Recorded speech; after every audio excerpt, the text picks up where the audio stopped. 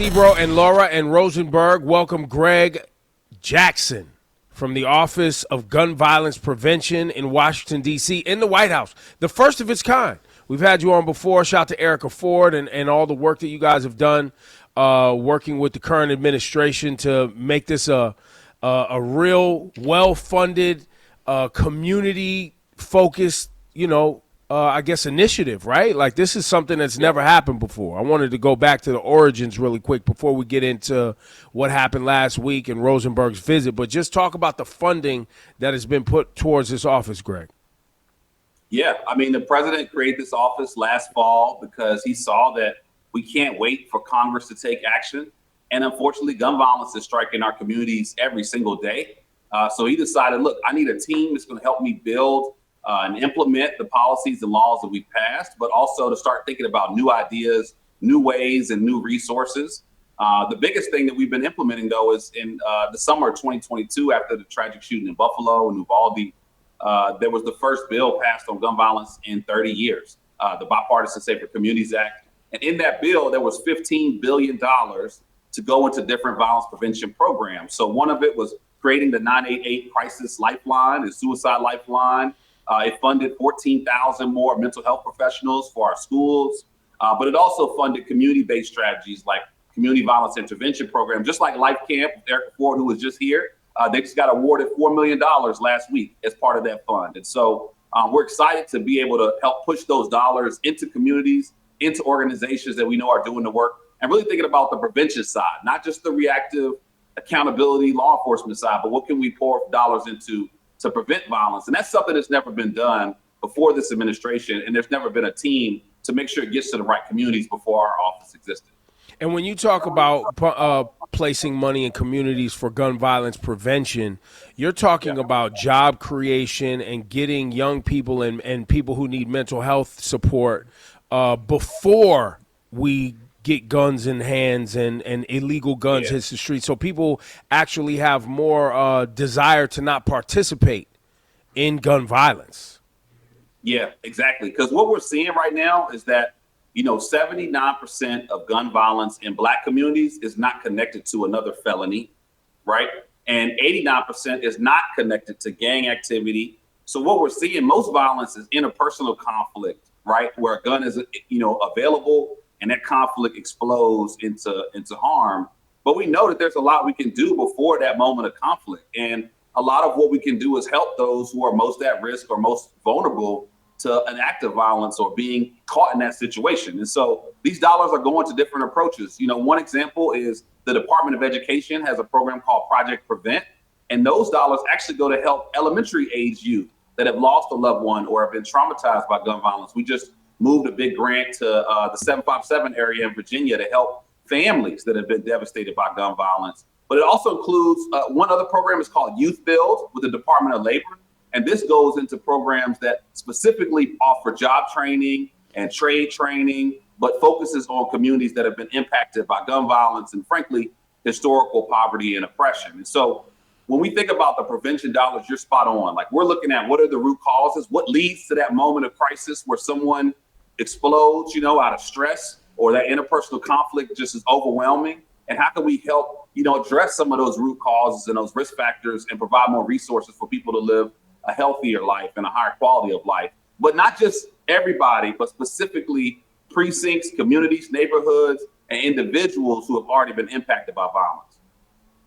What level of concern do you guys have day to day about this election and how it could directly affect the existence of this office? Well, there's a very clear contrast. I'm gonna be honest. The last administration has bragged about not doing anything on the issue of gun violence. There's already been multiple attempts to defund our office by the Republican Party.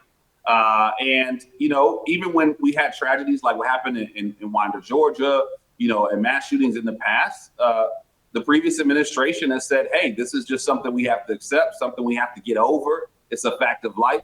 And that is a very different approach than President Biden and Vice President Harris. Our approach is we got to pour everything we can in to addressing this crisis. We can't just wait for the next tragedy. We can't just let it play out. You have to be preventative. You can't be reactionary. Yeah, because that's us. I mean, that's me. I'm a survivor of gun violence. I was shot in 2013. I nearly died on the pavement. I also lost my mentee. I lost one of my family friends. Like, we can't just brush this off like it's some distant problem. This is number one cause of death for all youth, but it's also the number one cause of death for Black men in America, number two for Black women, number two for Latino men. So this is not an issue that we can just look at. No, this is life or death for us every single day. And the president gets that. The vice president gets that. And that's why we've done this. I mean, we've done now over 50 executive actions. And that's more than any other president combined. All the presidents combined have not done over a dozen executive actions on gun violence. We've done 50. We passed the first law in 30 years. We've invested $30 billion total in this issue. And we built the first ever office to specifically focus on this. All of that is at stake. Are you able to tie the current crime stats being down or any stats to the work that you guys are doing? Because that'll obviously, when you get into dealing with fiscal conservatives, you want to look at return on investment, right? They spend a dollar. What do we get back for it? Are you able to look at these funds and the money being used here to be preventative and tie some real positive metrics to it? Unfortunately, with gun violence, it's very easy math. One homicide can cost an entire city between $400,000 and $2 million, right? And so when you add that up in a place like, Philly, where they had 174 homicides, I mean, that's almost $350 million lost because of the costs of those homicides. So when you turn around and say, hey, Philly, we need to invest $10 million in violence prevention programs, 10 million versus 350 is very simple. Right. Nationwide, gun violence is causing our economy $557 billion. That's the biggest estimate we found, right? And so we've invested $30 billion, but 30 billion versus 557, again, that's easy math. But what I will say is, we know the math is simple and easy, but for us, it's really more about saving lives. Last year, we saw the steepest decrease in homicides in American history, 11.6%. And we just got the FBI numbers on Monday of this week for this year. And in this year, the first half of this year, we've seen a 22% decrease in homicides. And just going back to the Philly example, last year, Philly was at like 314 at this point in the year of homicides. They're at 170, right? We got places like Boston that have less than 15 homicides, right? Newark, New Jersey, less than 30, right? So we're seeing historic lows, not little small, numbers here and there. We're talking about 20, 30, 40% reductions. And that is world changing for communities. But even if it's just one person, that's worth all this effort, in our opinion. But you do understand my question, though, right? Because that becomes the talking point. Yeah. So when you've been on our program now twice, Rosenberg, you've been down to D.C. to see the work and see what's going on down with this Office of Gun Violence Prevention. And if we can clearly state, hey, because Biden and Harris have an Office of Gun Violence Prevention and we're proactive about making budgeting money and using resources the right way, using models of prevention that actually work, like things we've used here in New York City. Shout out to Erica Ford and Life Camp and the work that you guys have all done to get to this point. If we can actually tie those things together and protect this office, right, and make sure that this work continues as people try to obviously take it away because they want to spend the money on something else because this isn't their priority. Right. Yeah, I mean, that's spot on. And the real question is, do you want to invest in life or do you want to pay for death? And what we're able to show every day is when you invest in life before violence happens, then that drastically reduces the cost of so many deaths that we're seeing from gun violence. And there's no question whether or not our work is working. The question is the lives that we're saving, is that a priority to people in politics? And that's what we're trying to prove every day. Greg Jackson, just last week, I wanted to go back to the event that went on in D.C. Can you give us a little highlight of what took place?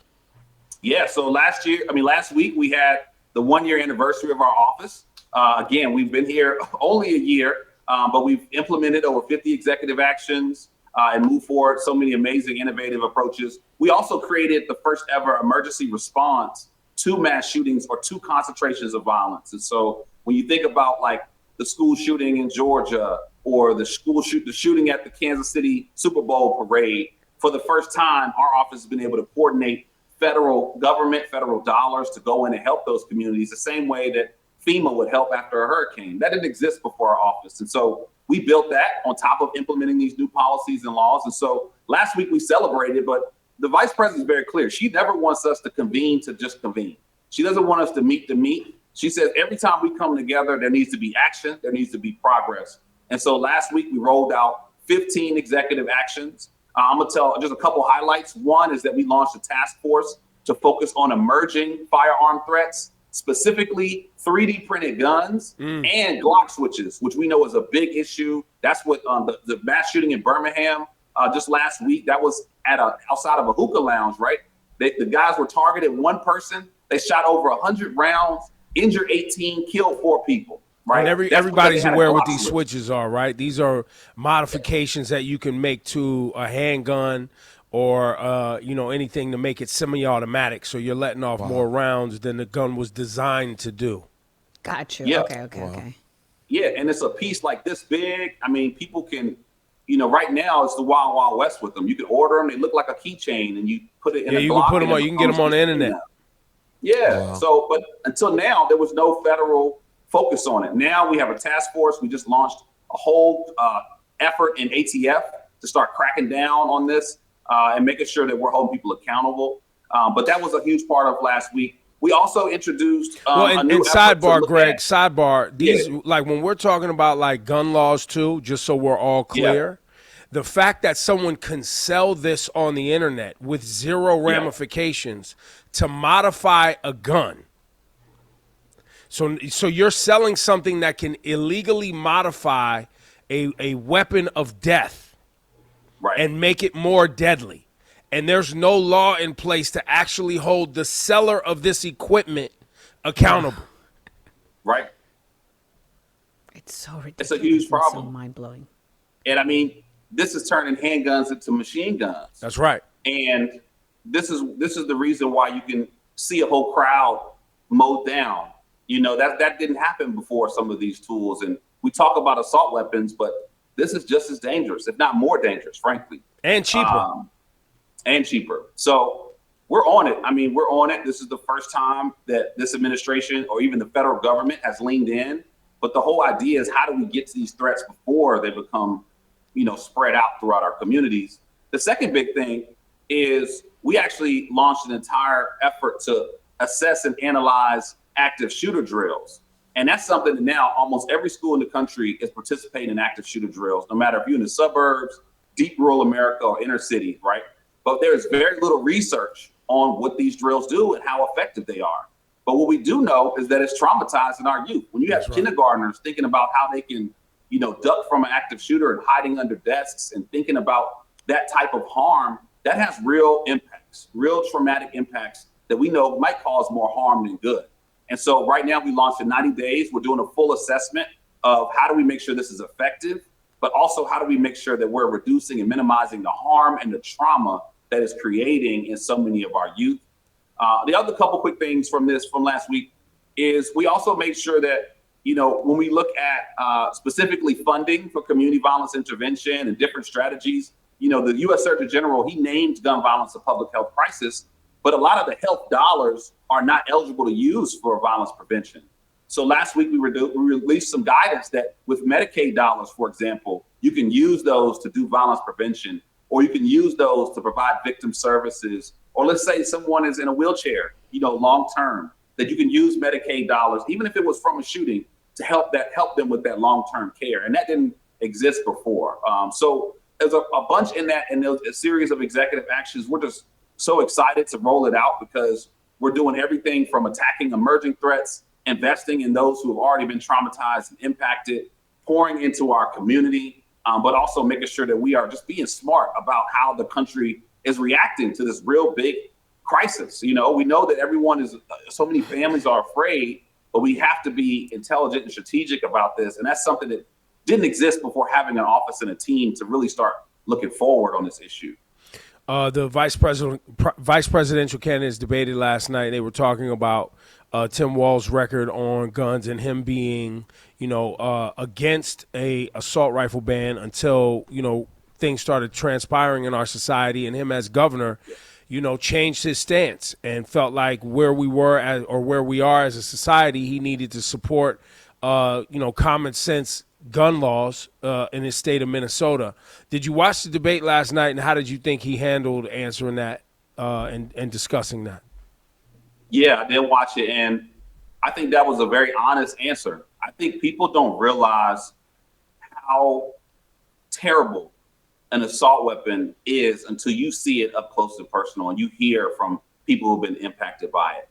The vice president herself, Vice President Kamala Harris, and our team, we actually went to Parkland where the teenage shooting in Florida happened at the school, and they had preserved the building because they had not demolished it yet because of the ongoing investigations. And we walked through the schools, and when I tell you, man, this assault weapon, bullets were going through multiple walls and killing people, right?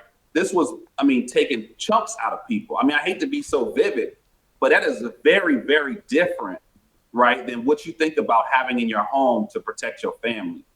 Something that's literally meant for war. And I'm not talking about sniping. I'm talking about carnage.